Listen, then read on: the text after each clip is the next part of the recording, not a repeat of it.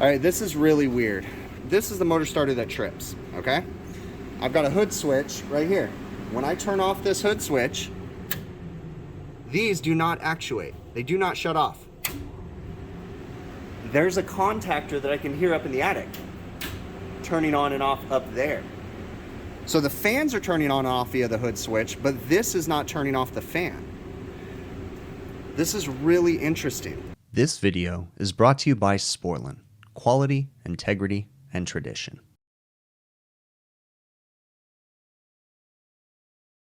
So today we have a call on an exhaust fan not working. 911, Saturday morning, get out here as fast as possible. So I get out here. Okay, now you gotta wait for security.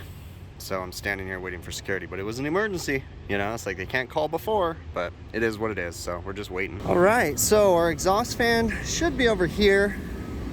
It's the exhaust fan over their fryers. Should be this guy right here. So let's open it up and see what's going on here. Got the fan opened up. The belt's not broken. It's not running. We should turn this off for giggles. Okay. Belt's nice and snug. No problems there. It rotates. It's not locked up. Okay. Switch. We can test to see if we have power coming in. And we've got no voltage. Let's go to all the different legs. Nothing on that one. This is a 3-phase fan, nothing on that one. So all 3 legs, no power. I'm gonna go ahead and turn off the switch, and we're gonna go ahead and put the meter on tone. All right, so we're toning out the load side of the switch to ground to see if we have a direct short of any sort, or it's grounded motor. Nope, nothing. And just to confirm, yep, we're good. Okay, so there's no direct short here. We're gonna go ahead and leave the switch off.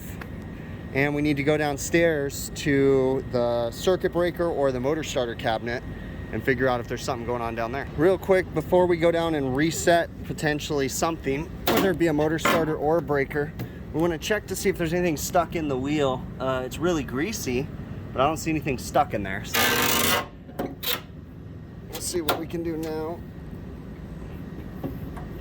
To fix that in a minute, but okay, let's go downstairs. Another thing is I noticed this makeup air unit's not running. Same thing, belt moves. So we're gonna go ahead and turn this guy off too. Sometimes they couple motors together. They really shouldn't, but sometimes they'll have like motor starters and breakers that, you know, control 2 things. So we shut this guy off too. Let's go over here. What is this? This is a back exhaust fan not working. Okay.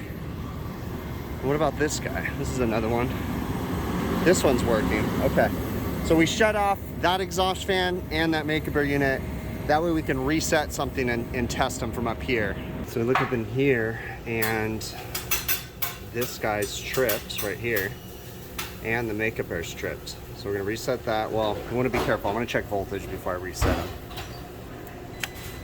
All right, line 1 to 2 has 208. Line 2 to 3 has 206, and line 1 to 3 has 205, and should be the exact same thing for the makeup air unit. 203, 206, 205. Okay, so we've got incoming voltage. These guys should be on now. We have the load turned off, so we should be able to safely reset them. Kind of turn your face away. There's one, there's one. So both of them are reset. Should be sending power to the motors. Yep. I'm gonna have to go up to the roof and check up there. But I don't see anything wrong with these starters. The makeup air is set for about 5.5 amps before it trips, and it looks like the exhaust fan's set for about 4 amps before it trips. So now's time to go up onto the roof and restart them and see what happens. I'm not too worried about it right now, but this is a temperature sensor for one of the hoods, and it's bad. LLL, either it's not hooked up or something's going on there. It's not sensing temperature. This is a set point, and this is the actual temperature. With it like that, it'll run 24/7. Because the sensor might be bad, or I found them never hooked up before too. But that's not necessarily going to be my problem now. We should be able to get them up and running, hopefully. If we come into here, you can see the motor current is allowed to be 3.98 at 208 volts. So I've got my amp clamp on this guy. We're gonna go ahead and turn it on and see what happens.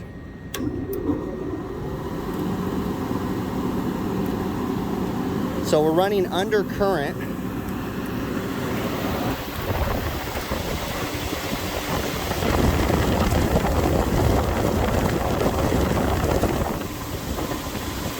By the little arrow, we're going in the right direction. Okay. We're gonna turn that off. Let's go ahead and come on over to here. We're gonna open this one up and check the current draw on this one too. So this one I have to put the cover on because it's a makeup air unit and it'll pull too much air through here and it'll overamp. So we need to put it on and pull it through the filters. But we gotta find out what the actual current draw is allowed to be. And it looks like at 230 volts, 4.7 amps, we're gonna run 208, so it's gonna be a little bit less, but we're allowed to run 4.7 amps. I checked voltage on the top, okay? We can just confirm that we actually are delivering proper voltage up here. 203, 1 to 2, 2 to 3. I'm not getting a good. 204, there we go. And then 1 to 3, 203. So we've got proper voltage coming up. Now the next step is we want to check before we reset it to see if there's any shorts to ground or anything. Okay, so I've got my meter set on tone. I'm toning it out on the metal. We're gonna go to the ground screw. We're gonna go down here to the load side. Nothing, nothing, nothing. So we've got no tone to ground. Doesn't seem like we have any direct shorts. The motor spins. We're gonna keep this guy on there actually now that I think about it. Put it on current. We're gonna turn it on and see what happens. It's running under current, 2 amps. Okay, so that seems fine. So why did it trip? Let's turn this one back on. It's running. Interesting. Wonder what the dealio is. This one was not part of that power, I don't think. This one could be a dishwasher exhaust actually, now that I think about it. I bet you it is. And I bet you, oh, nope. This guy is, when I turned it on, it was locked up. Let's try it again. Yeah, it's not doing anything. Let's get a meter on that one. Now, I'm curious, that shouldn't mess with anything, but this one's definitely not working. Yeah, it is a dish fan, so dishwasher exhaust fan. So this shouldn't have anything to do with the other ones because this is 115 volts. So we have no power. Let's go ahead and turn it on. And let's see what happens. Yeah, we got 115 volts and it's just not running. It's got a speed controller, which are notorious for causing problems. Actually, it's disconnected because when I turn it off, it's still humming like crazy. Yeah, these things are junk. Let's see, I've got it power turned off, so we're safe. My hand under it. Yeah, the motor's locked up. I can feel it, it's really tight. So this guy's gonna need a new motor. We'll take the information off of that, but that's just something I found today. I don't think that has anything to do with why we're here. I don't think there's any way this could be connected to why the motor starters. So this is interesting. We have 2 motor starters, separate motor starters that were tripped. I'd have to go down and look at that cabinet again to see if they're powered from the same breaker. It's possible that they are. Now that I come back down here and look at this, the exhaust fan itself is set a little bit low. So it's set right at 4 amps and its RLA is 3.98. So we're gonna crank this guy up a bit. I'm gonna also do a follow-up because I was going through my history. The manager had mentioned something and we were here in August for the same thing, but it was just the exhaust fan motor starter. So we've got it reset. I also wanna look into this temp sensor that's not working right here too, but I'm not gonna do that right now because we're on overtime. So I think everything's gonna be okay for now. We'll tell them to keep an eye on it and we'll come back during the week when we're not on overtime and go through this a little bit more thoroughly. So I said that I've seen this before, but I've been looking a little bit more there's a temp sensor on this one. You can see on those two terminals. But if you come over here to this one to the right, where that says LLL, there's no temp sensor. I've had this before where it's never been connected, the temp sensor, and what that'll do is actually make them run 24/7 depending on the setup. All right, we are back this morning. We're here early before they started cooking so we can kind of look, try to figure out. It's been a while since I was previously here, which you guys just see it as a clip. It's been at least a week, so they haven't had any problems, but we're just gonna kind of follow up and go through everything.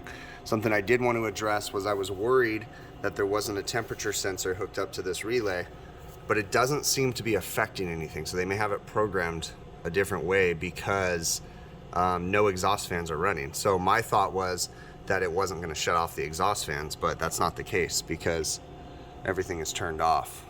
So they must have it programmed a different way. But we're gonna get up onto the roof, look at the exhaust fans, see how they're doing, and just look for any other potential shorts or anything that could have caused the motor starter to trip. So I don't see, we went ahead and pulled the belt off. Nothing wrong in the drive. Bearings have fluid motion. They've been greased recently. The motor bearings are a little rough sounding.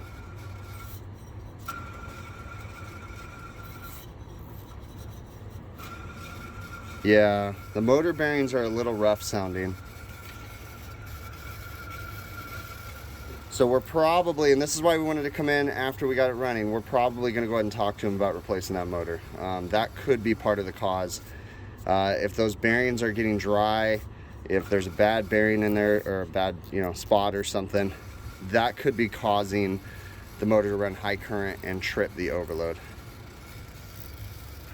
It's always important to try to come up when it's early in the morning so you can hear, or when the equipment's off, because early, when I was here the last time, we had all the other equipment on the roof running. So now it's super early and I can listen to those bearings. They do not sound good.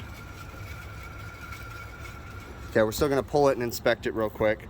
And then we'll look at the makeup air too. All right, now on this, we're gonna do separate quotes because originally they didn't know they had a makeup air down too. So I'm gonna have them give me a separate work order. So I already have one for the fry exhaust. Then I'm gonna have them give me a work order for the makeup air. And I asked them to get me a work order for the dish fan because the dish fan doesn't work either. But we're gonna go ahead and investigate this right now. So looking at this makeup air unit, I don't hear any funny sounds in the bearings or anything, but they've got a bad motor pulley. And you can tell by, it should be a perfect V shape in there and it shouldn't be oblong like that. So that motor pulley needs to be changed and that can cause issues. They definitely need a new belt. Look at that, that thing's just cracked to all heck. So we'll be working on that too. Pulled the motor apart, doing a Megger test on it. I'm not seeing any problems there. I'm not thinking that this is the problem, but I still don't understand what caused this motor starter to trip. They're not linked together. So the exhaust fan over here is separate. So that, I believe, is because bearings are going bad in it. But this one doesn't sound like there's any bearing issues here. It could be that, like, if someone pulled the panels off and ran the exhaust fan with the panels off for too long, that can cause it to overload. The filters look pretty dirty, and the belt looks jacked up, so I don't think anybody was in here taking the panels off. We're currently putting this motor back in. It passed the insulation test, and then we also tested this conduit because on this MX conduit right here, there can be rub outs in there. So we tested the wire in there, didn't see any issues. So yeah, we're putting it back together. We don't know the reason why this one tripped, but we're definitely going to talk to him about a new motor pulley. We got the unit put back together. We're leaving this belt somewhat loose because of the bad pulley. You don't want to over tighten them because they'll get stuck in there. And I'm just waiting for someone to call me right now and turn on power so we can test to make sure we got it wired back up for the correct rotation, because this is a 3-phase motor. So we could have easily messed up the rotation by flipping any of these wires that I had unwired. All right, it's always good to do things and play around. So when we went to go turn this guy back on, it won't start and it's locked up. So power's off. We've got free movement, belt's not too tight. Everything's good. Let's see what happens if we try to do this. Look at that. See, it's trying to start and it's not starting. So intermittently, we're having a problem with this motor, and that's why the motor starter was tripped. So we're gonna verify that we have proper power. We'll check that real quick and make sure it's not a bad switch. But if we have proper power, then it's definitely gonna be a motor issue. So check this out. I don't know if this just happened or what, but I went to go start this guy and it wouldn't start. And then I checked voltage here to here, this leg, this is line voltage coming up and I have nothing, right?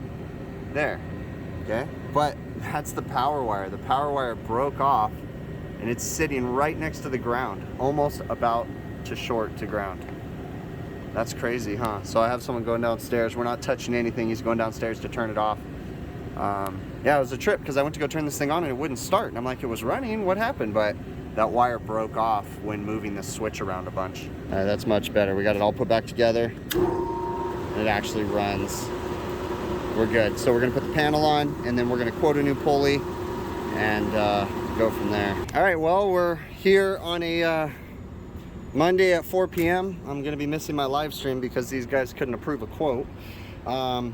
We have this exhaust fan tripped the motor starter again. And the sad thing is I don't even fully know if the exhaust fan is the only cause for the motor starter tripping. What concerns me, I ended up having to get a 2 horsepower motor.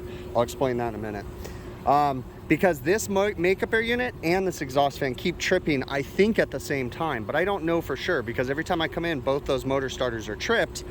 But what's interesting, they share the same power source. So there's a single 3-phase 20 amp breaker, which annoys me, but the electrician did follow the schematic in the hoods. It's said to do that, but still, that's kind of silly to me.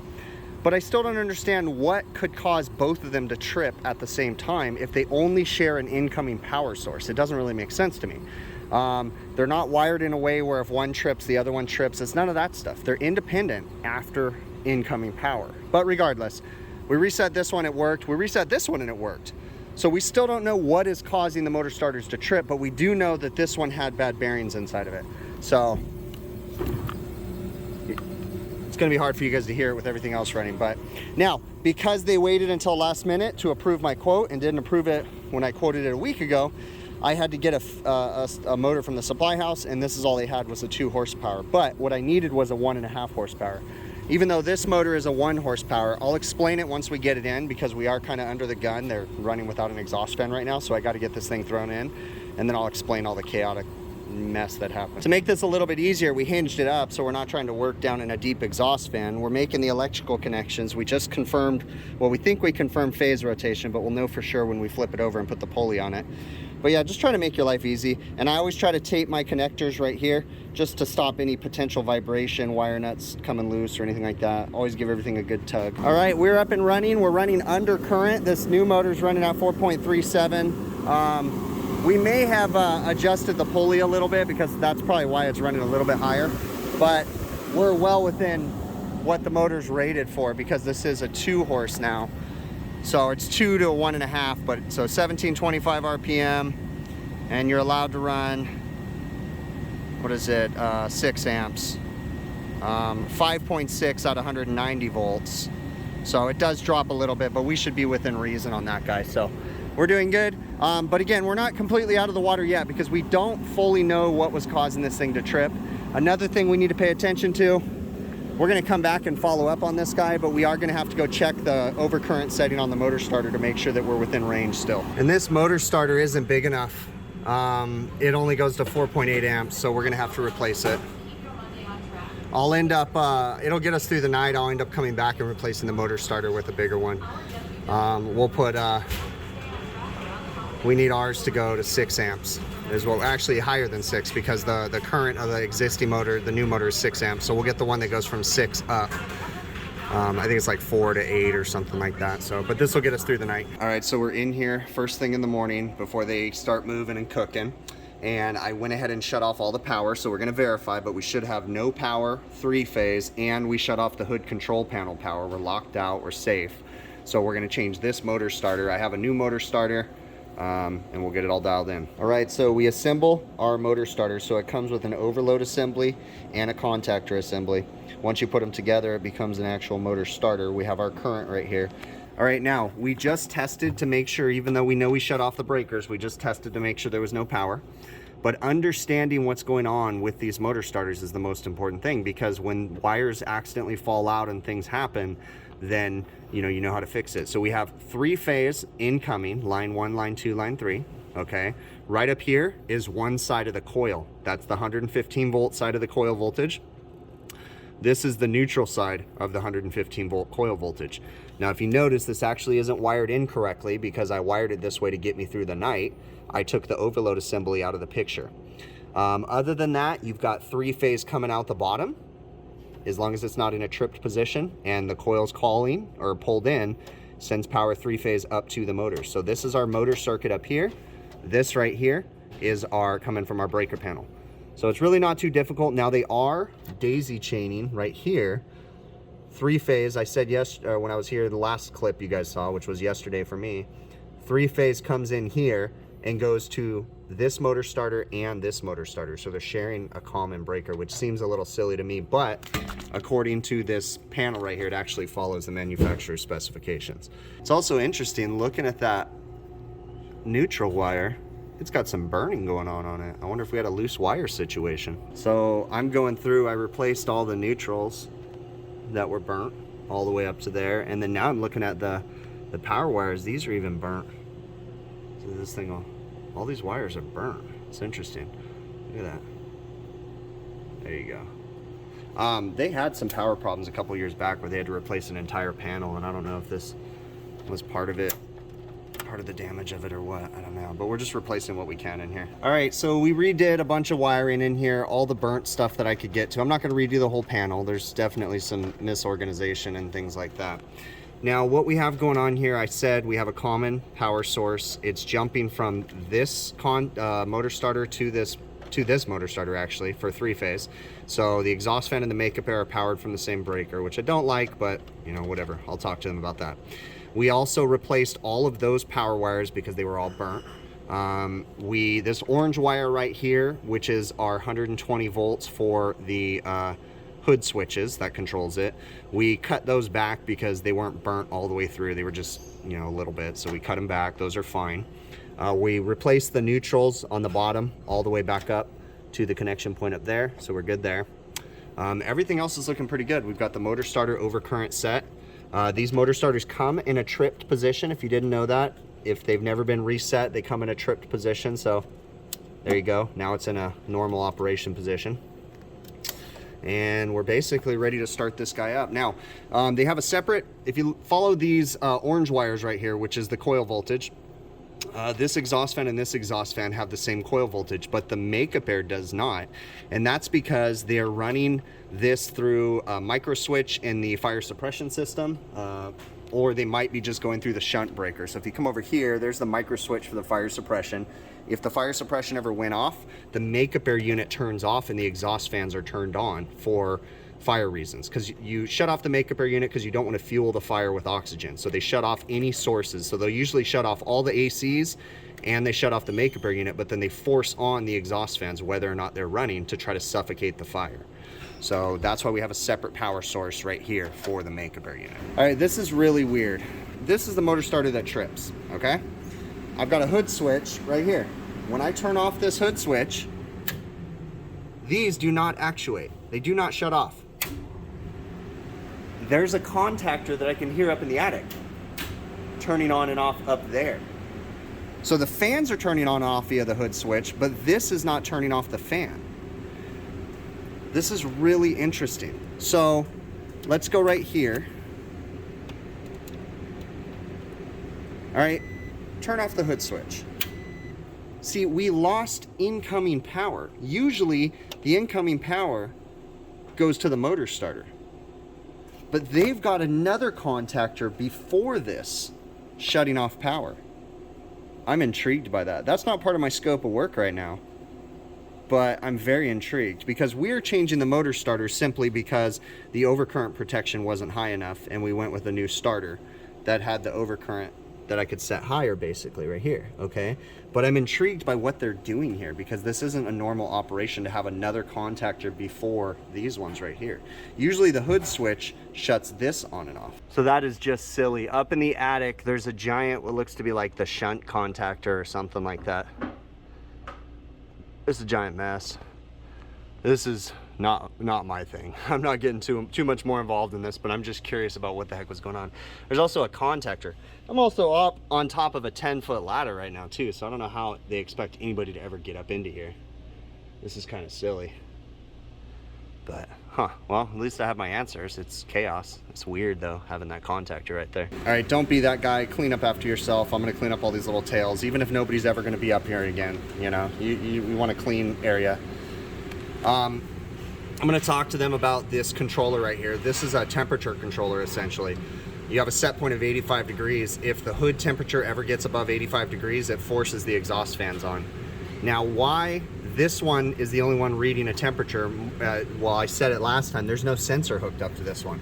So I don't know how they have it programmed or not, but I'd like to get a sensor on that one. That way we can actually see temperatures on both hoods and control it via that way right now. But obviously they have no cooking appliances running on the main hood because it's only 72 degrees right now and dropping as it's been running. So we're gonna go up onto the roof now, check the rotation of the fan, make sure it's going in the right direction. And then also we're gonna slow it down a little bit because yesterday I got it up and running, but I was kind of in a hurry and we're running a little bit over what the original current was. So we're gonna slow it down just a tad. All right, as I'm thinking about this, as I was getting ready to leave right now or go upstairs, I just thought about something. So that contactor that's up top in the attic, I have a feeling that whoever wired this panel didn't understand about the temperature controllers. I bet you they didn't have an HVAC guy wire it, and they probably didn't have an HVAC guy do the startup. I bet you they had an electrician that didn't quite understand. Not saying there was anything wrong with electricians, but I'm just saying in general, whoever wired this panel, my prediction is didn't know what was going on and didn't know that these were temperature controlling devices. I think they never ran the sensor for the other exhaust hood. Hence why when I turn off the switch, right, it turns off the exhaust fans, but these are still running. I think that the electrician couldn't figure it out and he wired in a contactor to shut the system off from this switch instead of just hooking up the temperature controlling sensor to that controller right there. So the way it's set up right now, if we didn't have that contactor in line, it would shut down or it would run 24/7 until we put a sensor on there. I think that's what happened here. So realistically, the way that this is set up does not meet fire standards because you can't physically turn on the hoods. If there's a fire, it might not, it should drive these contactors on, but if there's no power going to the contactors, then they won't drive on when there's a fire situation. So in order to fix this, I think we would have to eliminate that contactor in the attic and then run a sensor to that one. I highly doubt the customers gonna want to go that far, but I bet you anything this is what happens. And it's always about, you know, you really got to stare at this stuff and try to make sense of it. You don't just assume everything's the way it's supposed to be. All right, so we came in here and we opened up the pulley just a little bit. Got the current just under 4 amps, which if I remember right, you guys may be screaming at me, but I swear that's where it was at before, just under 4 amps. So we should be good to go. It's going in the right direction. We're gonna double tighten all the bolts and we are done with this one. We'll make recommendations to them to see if they want to fix any of the temperature controller issues and stuff, but I doubt they're gonna do that. What a mess, right? But this is how a lot of my calls start out and end up. It starts with a simple complaint of an exhaust fan not working, and you walk up, and intermittent problems can be tricky. Now, if you guys made it, obviously, to the end, you're watching this, I'm wondering if you caught on to what the potential issue might have been. Now, I did not elaborate really in depth, but at the end of the video, we found our issue. We found what's causing the motor starters to trip, okay? I should say, I found symptoms of something that I think are why the motor starter tripped. All of the problems that I did find, the wire that came off the makeup unit, that was by me when I was testing all the stuff. The wire was just weak and it broke, okay? So I repaired that, no big deal, but I don't think that was a problem. The bearings in the motor, those were bad, but I don't think that was the problem. It could have been, but more than likely, this whole debacle started because that extra contactor is going bad. More than likely it's pitted out, has a high resistance, and is causing high current situations. Every once in a while, I think when that contactor's turned on in the morning, that it is not making a good connection and it's causing high amps and causing the motor starters to trip. Now in this situation, I did my best, right? Because we walk up to a situation where the problem is not reoccurring. It's not happening in front of my face, and I have to go through and systematically eliminate issues. So we start working through things. You notice that the first day I was there, I couldn't hear the bearings failing in the motor. But the next morning when I came back in early in the morning when nothing else was running, I spun the motor and it's like, oh, you can clearly hear that the bearings are dry in there. They're going bad. Okay. So sometimes you can't always find those issues and you have to come back and do a follow-up. There's nothing wrong with follow-ups if they're justified, right? And it's always good in a situation like this. Now, in the end, I ended up telling them to get an electrician involved because I did not know what the heck was going on up in that electrical box that was above the attic with that contactor. I didn't know what else was being controlled in there. And I'd rather have an electrician getting involved to have him change out that contactor, which certainly I could have changed out a contactor, but I don't know what the other things are doing. On the flip side, he might not even know what the other things are doing, but I'd rather him get in there. Now, that contactor, in my opinion, should not be there, okay? The way that the hood panel is wired up is incorrect. There is no proper fire shutdown that can happen if the hood switch is turned off, because the hood switch, well, I shouldn't say that there is none. I mean, I guess there's a possibility that in the shunt trip breaker, no, I don't think there is.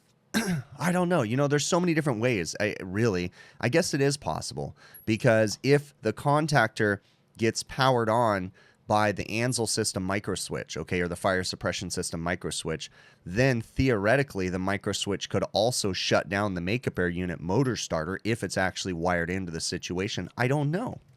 You guys, sometimes we run into things. Honestly, going into the micro switch settings and understanding how the fire shutdown happens and stuff really is a couple steps out of what I'm really supposed to be doing, but it's just out of desperation of having issues and having to try to solve problems that I have learned fire shutdown, right? Because that's not really in my scope of work, but going in and finding out that this isn't working because the Ansel system went off or the fire suppression system went off has taught me how proper fire shutdown and or the turning on of components should happen. So typically where I'm at with my local codes, what we will see is, regardless of whether the exhaust fans are running when the situation happens, if there is a fire in the building, they have links inside the hood system that will melt. Okay, they have temperature sensitive links that will melt, and the entire hood suppression system typically is under pressure via like a cable. And if that cable releases, if that link melts because of a fire, it triggers the fire suppression system. When that happens, there's a micro switch in the fire suppression system panel that will typically turn on all the exhaust fans and turn off any supply fans, i.e. makeup air units or AC units. It'll close fire dampers, different things like that. And the theory is that they're going to suffocate the fire by running the exhaust fans, turning off any fuel sources, because they're assuming that nobody's going to be in the building. Now, if someone goes and pulls an Ansel pole or a fire suppression pole station, really it should do the exact same things too. But it's going to change from area to area depending on codes, but that's typically how we see it in my area. And the way that this system is wired up, I don't think that is possible because I think it is incorrectly set up. Also, I talked about those temperature controlling devices in the hoods. There's two of them. There's two of them for a reason, because one goes to one hood, one goes to another hood. The two hoods are not connected. They have different exhaust fans running each hood. And those temperature controlling devices are supposed to power on the exhaust fans regardless of whether the hood switch is on. That is another safety process that most codes are going to call for, is in the event that the customer forgets to turn on the exhaust fans, they want a temperature controlling device to manually or automatically turn on the exhaust fans if a cook or a management manager forgets to turn them on. So if someone goes and turns the fryers on inadvertently and doesn't have the hood switch on, then they want the temperature controlling device to turn it on too, without the customer having to flip the switch. So in this situation, the way that it's set up, that cannot happen because there is no thermistor ran to that extra temperature control. And I have seen that at the same customer, not the same location, but at the same customer at another location. I've seen that exact thing where The restaurant had been operating for like 6 or 7 years, and the hoods just never shut off because they didn't have the temperature sensor ran. And I have a video on it.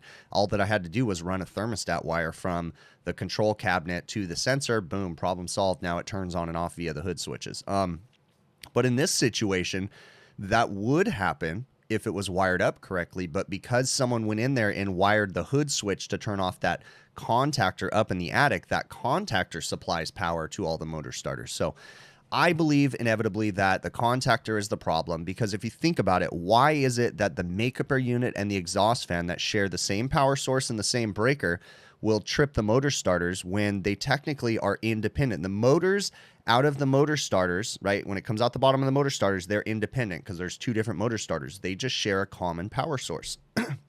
So what would cause each of those to trip? Now, I don't know if they're tripping at the same time, but logic tells you that more than likely they are. It has to be something power related, right? So if we had a contactor up in the attic that is not making good connection and is causing a high current situation because of a bad connection, then theoretically that would send crappy power down to the motor starters. The motor starters theoretically would send that crappy power up to the motors, and then both of the motors would theoretically overamp. And then potentially that's why they would trip. Okay. You guys, solving some of these problems can be kind of confusing, but this is an interesting one. And I love these kind of calls, because while I was frustrated in the moment because I couldn't figure it out, in hindsight, when you're done and you get to look back at these troublesome calls, these ones that make you really pull your hair out, in the end, they end up being some of the best learning moments, and you learn lessons that you can apply to service calls from this point forward. So this is the first time I've ever seen something like this, right? So more than likely, I'm going to remember this. And if I ever run into another situation, that is now going to be part of my troubleshooting logic, where I'm going to think, you remember that time that happened?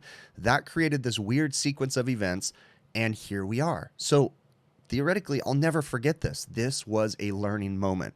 I love these aha moments, these learning moments, because they're fun in retrospect, in hindsight, right? They are so much fun to be able to think back and analyze, oh yeah, this is where I could have gone differently. Okay, but I'm not wrong. So I think about this every time I finish a service call, I always reflect, like, how could I have done that better? And in reality, there's only a few things that I might have changed about this call. I went down the right steps. It was an intermittent problem. Intermittent problems happen, and they can be troublesome to diagnose. Now, of course, I want to be that guy that comes in and diagnoses everything on the first call and solves all the problems, but that's not how it always works. All right. So I hope you guys enjoyed this video. I know it was long, but this was actually a really fun one for me, because it was just a great learning moment. Because I have the skills that I have, I was able to apply my knowledge and go through the troubleshooting steps. And in the end, I was able to figure it out. So where I left this one, I told them to get an electrician involved, and I needed an electrician to change that contactor up in the attic. I did get a phone call from an electrician one day, and I guided him to where the contactor was. I sent him pictures of it. Whether or not he changed it, I don't know. I did my part. Okay. I will say that I have not gotten another service call at this location, but I did give them the ability and the information and put it in their hands. So the customer knows that if they have any more problems, they can certainly call me, but I've already told them what they needed to do. So that's all I got. I really appreciate you guys making it to the end of the video. Please excuse my messy office. I just got back from the AHR trade show. I'm still trying to put my office back together. It is so humbling to get all the support and the feedback from you guys. Please, this was a really fun one for me. So please let me know in the comments. Criticism, I'm open to it. Do you think I could have done something different? Give it to me. Bring it to me in the comments. Let me know what you would have done different. How would you have approached this call? Where did I mess up? Where could I grow? And where could I do better? Because I am always looking to better myself. I hope you guys are always looking to better yourselves too. Okay. Thank you so very much. If you're interested, go to my website, hvacrvideos.com. We got merchandise available there. It's a great way to support the channel. Couple other different methods in the show notes: Patreon, PayPal, YouTube memberships. There's links to everything in there. Those are great ways to support the channel. TrueTechTools.com. I have affiliate links in the show notes of the videos. You guys are awesome. It is so humbling to be able to deliver the little bit of knowledge and share it with you guys. The support, it is awesome. So thank you so very much, and we will catch you on the next one.